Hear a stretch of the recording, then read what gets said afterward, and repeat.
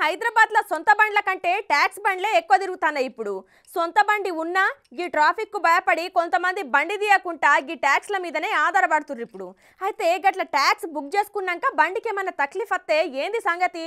అప్పటి సందర్భాన్ని బట్టి ఏదో ఒకటి చేస్తాం. ఇక జల్దీగా పోయేడుతుంటే ఇంకో బండి చూసుకొని పోతాం, అవునా కాదా?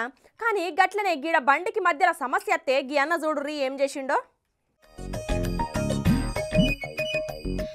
ఇప్పుడు మీకు ఒక వీడియో చూపిస్తా చూడుర్రి.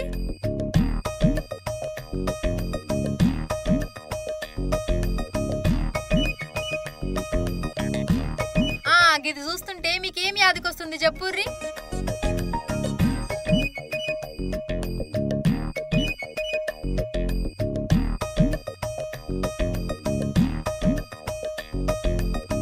ఒకసారి వీడియో మళ్ళా వదులుర్రి అంటారా? చూడుర్రి.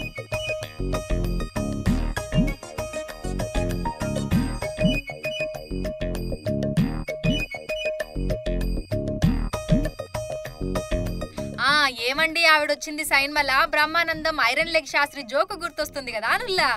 ఇక ముచ్చటేందంటే మనోడు ఆన్లైన్ లో బైక్ బుక్ చేసుకున్నాడు.